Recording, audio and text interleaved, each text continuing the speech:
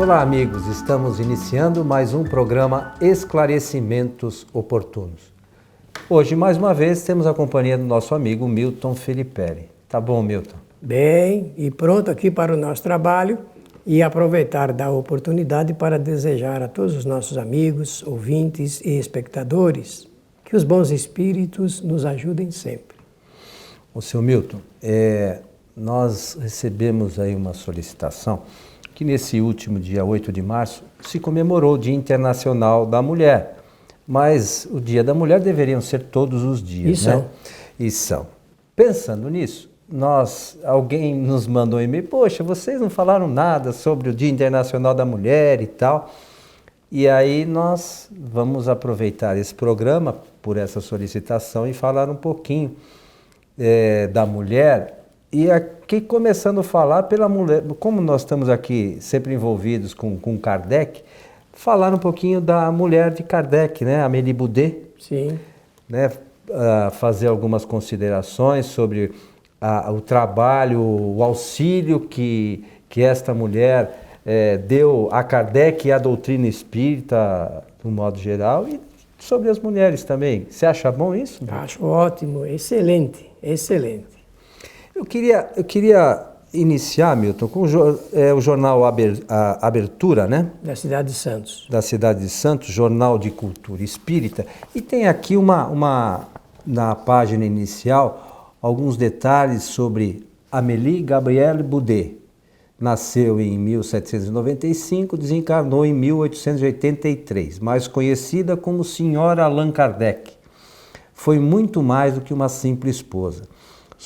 A sua atuação antes, durante e após a desencarnação do fundador do Espiritismo foi decisiva para que o movimento espírita se consolidasse na França e no mundo. O seu verdadeiro papel no processo de estruturação da filosofia espírita ainda está por ser compreendido. Inteligente, rica e culta, Gabi, como Kardec a chamava na intimidade, exerceu grande influência na elaboração da kardeciana e na formação do movimento espírita francês. É verdade. A era kardeciana, ela se mantém após a desencarnação de Allan Kardec, se mantém através do esforço e do trabalho, da dedicação, do empenho da Amélie. E realmente ela foi uma companheira exemplar. Aliás, o nosso codificador, como nós dizemos na doutrina espírita, foi um grande missionário. E só pôde ser um grande missionário exatamente porque ele tinha ao seu lado uma grande mulher, uma grande espírita. Foi a primeira grande espírita que o mundo conheceu.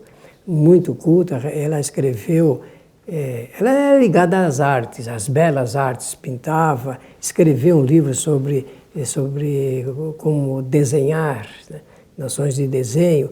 Escreveu um livro de poesias e contos chamado Contos Primaveris. Era uma criatura, um espírito talhado para a cultura e para a arte, não é? De forma que esse casamento é um daqueles casamentos que eu chamo de casamento missionário, porque tem os casamentos por acidente, os acidentais, tem os casamentos provacionais e tem os casamentos missionários. Esse é um dos grandes casamentos da história da humanidade. Mas o dito popular que a gente ouve atrás de um grande homem sempre tem uma grande mulher, né? Mas deve ser por isso que você está mencionando, né? Porque para um homem seguir bem, né, na sua jornada terrena, a esposa tem que amparar, entender, participar de forma positiva, né, Milton? Ela acompanhou Kardec nas experimentações que ele fez, desde a primeira vez até o seu derradeiro momento aqui da encarnação, e estimulou bastante, trocava ideias, contemplava Kardec com trabalhos de estímulo para que ele pudesse ler, né, dentro da biblioteca que ele tinha. Ela destacava, lia todos os jornais da França e do exterior, e também chamava a atenção para as publicações de referência que se fazia para o Espiritismo. Que interessante, né, Milton? E ela desencarnou em 1883, e mesmo depois muito idosa. da desencarnação, ela era um pouquinho mais velha que Kardec. Era mais velha que Kardec. Mas um pouquinho depois, mesmo depois da desencarnação de Kardec, ela continuou mantendo o trabalho e enfrentou diversos problemas. E criou até uma empresa, assim, uma firma, como se falava antigamente, para dar continuidade às publicações das obras de Allan Kardec. E teve dissabores muito sérios. Ela, como participava da Sociedade Parisiense de Estudos Espíritas, essa sociedade tinha lá um médium meio complicado, devido a esse médium aliado aí ao processo de fotografia, ele fraudou a composição fotográfica de espíritos junto de encarnados, e isso aí trouxe um processo. Ela respondeu um processo, inclusive ela e o Lemarie, que era o editor na época, né, e também da sociedade, e ele foi, inclusive, ficou 1 ano preso por causa desse processo.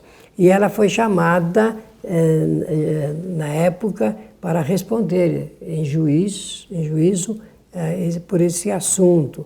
E existe um livro, também editado em português pela Federação Espírita Brasileira, chamado O Processo dos Espíritas, e nesse livro, então, existe o diálogo entre a senhora Amélie e também o juiz. E ela teve que vigorosamente falar para ele, em defesa da honra de Allan Kardec, porque o que eles pretendiam realmente era denegrir Kardec e denegrir a doutrina espírita. Porque fazendo isso, de uma certa forma, ia abalar as estruturas do espiritismo, né? E ela se manteve firme ali, nesse trabalho, e defendeu a memória do codificador e defendeu o produto do seu trabalho. É muito importante que tenha alguém que se alie, né, no processo de divulgação da doutrina, que tenha os mesmos objetivos que a gente, né, Milton? Porque é muito difícil, às vezes, um puxar para um lado, outro puxa para o outro. Hoje a gente vê muito a esposa espírita, o marido evangélico, o católico, vice-versa, e aí acaba, vamos dizer assim, um acaba não ajudando muito o outro, né, na sua caminhada evolutiva, nos seus ideais, né? Quando não são digamos, pontos de atração de espíritos de perturbação para prejudicar o próprio trabalho espírita, né?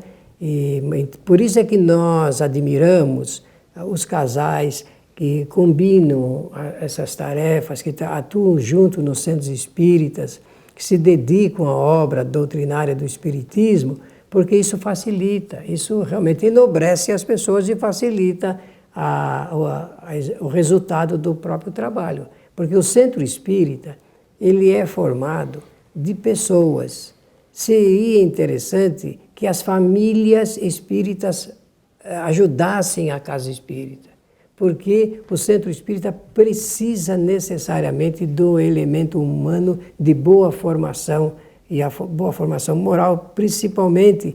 E a família é realmente um reduto onde os princípios morais ensinados pelo Espiritismo são vivenciados. Mas, Milton, você está aí nas mãos com uma revista antiga, de 1995, né? Isso. A edição. E você tem algum comentário a fazer? Olha, aí? Essa revista, a Revista Reformador, é uma revista muito antiga, é um órgão de divulgação da Federação Espírita Brasileira. É uma revista de 1884, para mostrar a antiguidade. E sempre essa revista, sempre desde o seu início, publica matérias referentes a Amélie, dentro desse espírito de destacar o papel da mulher na sociedade, junto à família, a mulher junto às profissões, e o mundo está vivendo esse momento fantástico em que a figura da mulher é muito destacada, algumas até assumindo postos de direção de sociedades grandes, Até a presidência, a nossa presidente, né? E inclui da direção de países, né? Então, isso tudo tem a ver, meus amigos, com a concepção que o Espiritismo apresenta sobre o gênero feminino e masculino. O espírito, ele, para poder galgar no processo da evolução, ele faz experiências diferentes de sexo, em uma encarnação, noutra encarnação. Então, todos os espíritos já tiveram essa oportunidade de experimentar o papel do homem, o indivíduo quando reencarna masculino, e para ele poder ganhar esse conhecimento fantástico. E a mulher também. No Livro dos Espíritos, Allan Kardec fez perguntas importantíssimas a respeito disso, do papel do homem, o papel da mulher, de ambos no processo da educação dos filhos, e fica em destaque que o espírito ele precisa dessas experiências para ele conhecer. O conhecimento ele é resultado das experiências que o espírito realiza. No Livro dos Espíritos, você vai lembrar a pergunta, eu não me lembro, os espíritos informam a Kardec que o espírito evolui do átomo ao arcanjo. Para chegar nessa condição de arcanjo, que é um espírito evoluído, né? É uma expressão católica, mas quer dizer um espírito com muita evolução. Isso. O espírito tem que passar por diversos estágios. Ser homem algumas vezes, sendo homem ele tem algumas experiências, sendo mulher tem outras experiências, né? Mas o espírito em si não tem sexo. Isso que eu ia chegar à conclusão. Isso é importante salientar, que o espírito em si, ele não tem o sexo definido como nós imaginamos aqui, precisamos aqui na Terra. De forma que essas experiências levam o espírito, então, para um conhecimento e preparação para diversos papéis no mundo. Quando a sociedade faz o destaque do papel da mulher, é que a mulher, conforme todos nós sabemos, vem de um processo social de ideia muito atrasada. Se faz uma ideia de que a mulher não tinha o valor que tem. O mundo foi mostrando isso, que tem o espírito enquanto faz experiências no sexo feminino, tem uma importância e um papel fundamental. Já começa pela formação biológica de ser possível à mulher oferecer um papel de renascimento, de reencarnação aos outros espíritos, da mulher-mãe. Isso é uma coisa, meus amigos, o que seria o mundo se não tivesse o papel da mãe para poder gerar, criar, e no tempo de Kardec se destacava muito o papel de educação que a mulher tinha no valor dos filhos, né, na educação da criança. Isso é um negócio interessante, né, que se fala de mãe. Normalmente quando a mulher vai ter um filho, tem lá, se associa a dor do parto, aquela coisa toda. Fico imaginando, Milton, os homens, né? Se tivesse uma dor como a de parto, acho que desencarnaria na mesma encarnação umas 20 vezes, né? Porque o homem, qualquer dorzinha de barriga, né? Eu falo até por mim, qualquer coisinha a gente já fica. E a mulher é muito mais firme, né, Milton? Muito mais... suporta essas coisas com muito mais resignação, com perseverança e segue a sua caminhada, né? Com certeza absoluta, porque, conforme nós sabemos, a lei do Criador, lei de Deus, ela é muito justa, é muito boa e prevê e para prover essa necessidade da mulher se agigantar em todas as ocasiões a fim de dar bom resultado ao seu trabalho. No caso da mãe, aquilo que nós chamamos de a dor do parto, no fundo mesmo, se traduz por trazer depois a alegria do nascimento da criança. É uma coisa interessante, a mulher passa por esse instante fantástico de dor, mas depois ela recolhe as alegrias, né? Como se fosse um presente de Deus, que é o nascimento da criança, tão aguardado. Mas a mulher suporta muito mais as dores, as dificuldades que o homem, eu entendo. É verdade, né? isso eu não tenho dúvida. Eu acho que a mulher, numa casa, por exemplo, o marido às vezes vai embora e a mulher se mantém firme e leva a casa avante. O marido nem sempre tem essa firmeza, né? A mulher pode fazer o papel do homem no lar, agora o homem dificilmente consegue fazer o papel da mulher também. Como a gente percebe, a natureza dá essas condições distintas para o atendimento também das necessidades humanas, não é? Agora, dizendo isso, como nós estamos falando do papel da mulher na sociedade, dizer que o mundo ele tem alguns estágios no campo da informação sobre essa matéria. E ele começa a se revolucionar quando a Beth Freeman começa com o movimento feminista, que hoje a gente consegue identificar bem, porque era preciso criar a ideia de que a mulher tinha que sair para a rua para defender os seus interesses, né? E agora só falta, e pelo jeito ela já escreveu, porque o primeiro livro da Beth Freeman era Mulheres para a Rua, né? Agora deve ter escrito Mulheres para a Casa, né? Para mostrar que homem e mulher têm um papel relevante dentro do lar, dentro de casa, né? Não é na rua somente, não. A sociedade, ela reclama a participação também da mulher para a contribuição de um mundo novo. Agora é preciso que haja parceria, porque o mundo sem o companheirismo, o mundo sem o movimento de parceiros, ele não anda bem.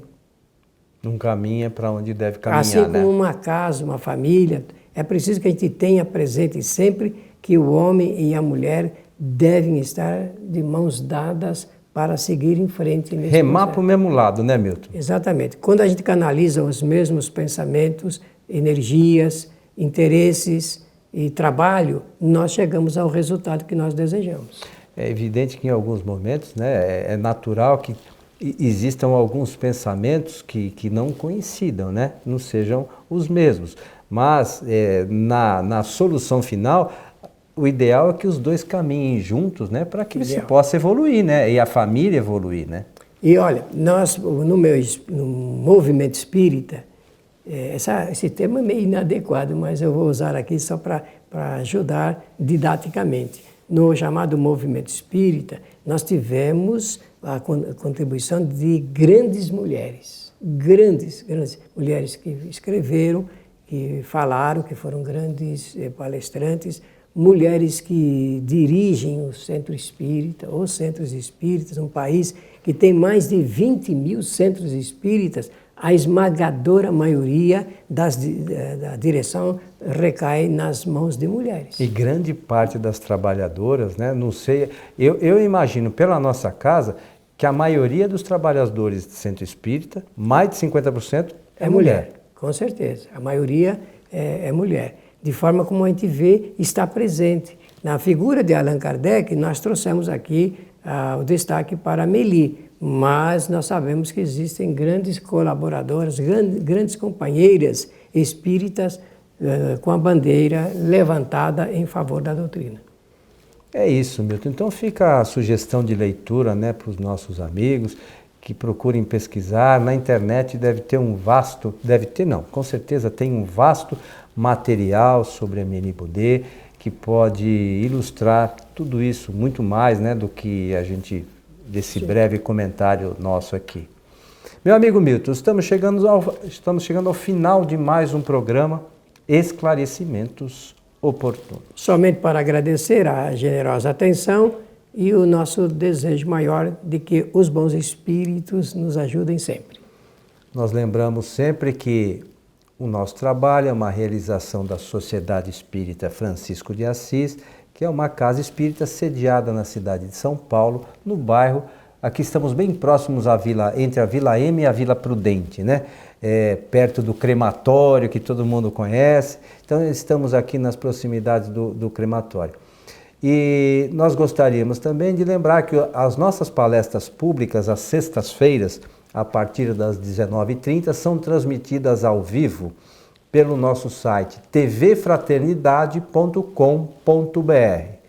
Então é só digitar lá www.tvfraternidade.com.br, clicar, todas as palestras são colocadas lá, cada uma no seu dia, evidentemente. Clica na palestra, já se dirige para a página da transmissão e vocês poderão assistir ao vivo nossa palestra e poderão assistir depois também em outros momentos, quando a gente edita e disponibiliza no site kardec.tv.